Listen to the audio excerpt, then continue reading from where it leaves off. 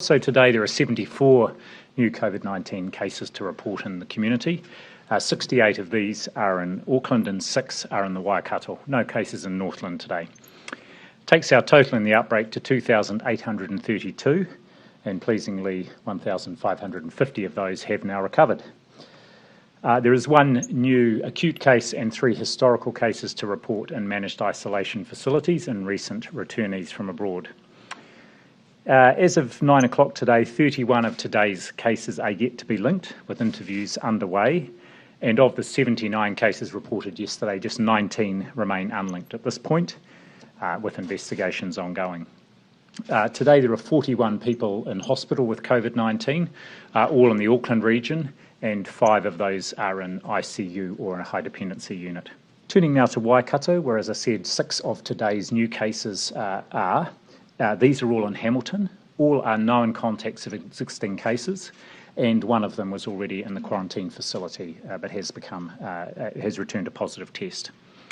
We're continuing to encourage testing region-wide in Waikato for anyone who has symptoms, and particularly in Te Awamutu, Otorohanga, Whatawhata, Hamilton and Tokoroa, where there are dedicated testing sites operating. The Waikato remains at alert level 3. However, from 11:59 p.m. tonight, we will start to ease restrictions a little while we continue to stamp out the current outbreak.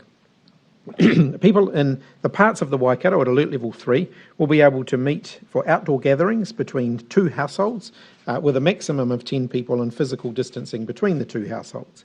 Recreational activities will be expanded to include golf, hunting, boating, fishing, scuba diving with a maximum of 10 people involved. People must stay within the alert level 3 boundary. Face-to-face appointments with a number of healthcare providers can restart. Early learning services will be able to reopen with a maximum of 10 children in each bubble. So it's the same stepped down setting that we currently have operating in Auckland, the first step on our stepped down alert level 3. However, the boundary between Auckland and parts of the Waikato that are in alert level 3 will remain in place, and most people will not be permitted to travel. As Dr. Bloomfield said, the cases in the Waikato are predominantly confined to a network of people who haven't interacted as much in mainstream settings such as workplaces. This means it's unlikely to have had significant or major exposure events, but we're not yet comfortable to drop the alert level settings any lower while case numbers continue to creep up in the Waikato. The situation in the area is not yet fully contained. We're still aiming to stamp out this outbreak. So Cabinet will review the alert level there again on Monday, along with our review of Auckland's alert levels. In the meantime, to the people of Waikato, we do want to acknowledge your frustration. Please get vaccinated and encourage your friends and family to get vaccinated. The sooner all parts of the country reach that 90% vaccination level, the sooner we will all have certainty that it is an achievable goal.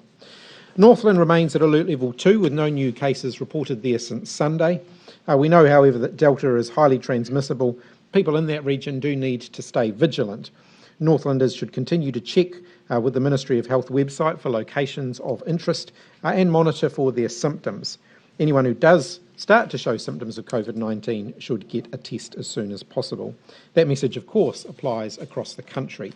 No new cases in the South Island following the positive case in Blenheim on Friday, and the South Island remains at alert level 2. Again, we want everyone in the South Island to remain vigilant and to keep following those rules to help contain any potential spread. Moving on to education. Clearly there are a lot of views about whether our kids should be back at school or not, whether it's safe for them to be there. And I do want to say that these are some of the toughest decisions that I've had to make as the Minister. It's pleased to hear reports from those who are returning to school this week who are positive to get back into the classroom and positive about the opportunity to prepare for their NCEA exam. So a big thank you to those school leaders and teachers at alert level 3 who have been working hard to ready schools for opening this week and welcome students back. Many of those schools are reporting good numbers of students in attendance, some saying around half their students back, while others saying numbers back are as high as 80%. In terms of school groups, years 9 and 10, so the rest of the secondary school system, and when they can go back to face-to-face learning, we do want to give those senior secondary school students as much opportunity as possible to be interacting with their teachers, and we don't want to have high concentrations. We don't want secondary schools to be getting back to those high concentration numbers straight away. So we'll do a bit more work around that, and then we will come back with further details.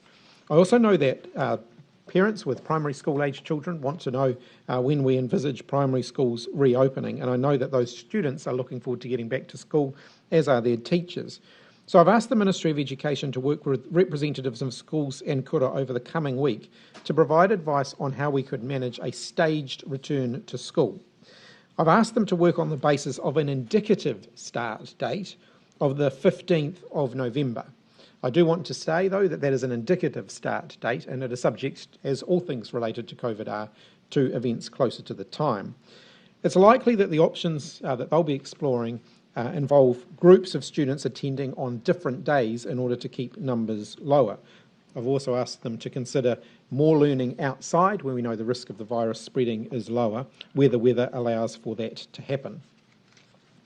I acknowledge that ongoing COVID-19 restrictions have been challenging on people's social, physical and emotional well-being, and getting back to school will have a positive impact on equity issues, on the well-being of many children, young people and their families.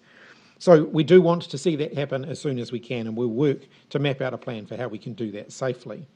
In terms of early learning, we are also working with the sector on how we can expand capacity there to get more children back into early learning safely.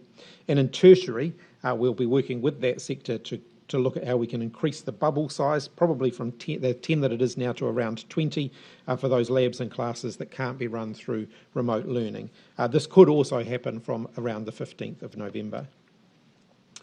Final words on vaccines. Today we have a significant milestone to acknowledge. 3 million New Zealanders are now fully vaccinated against COVID-19.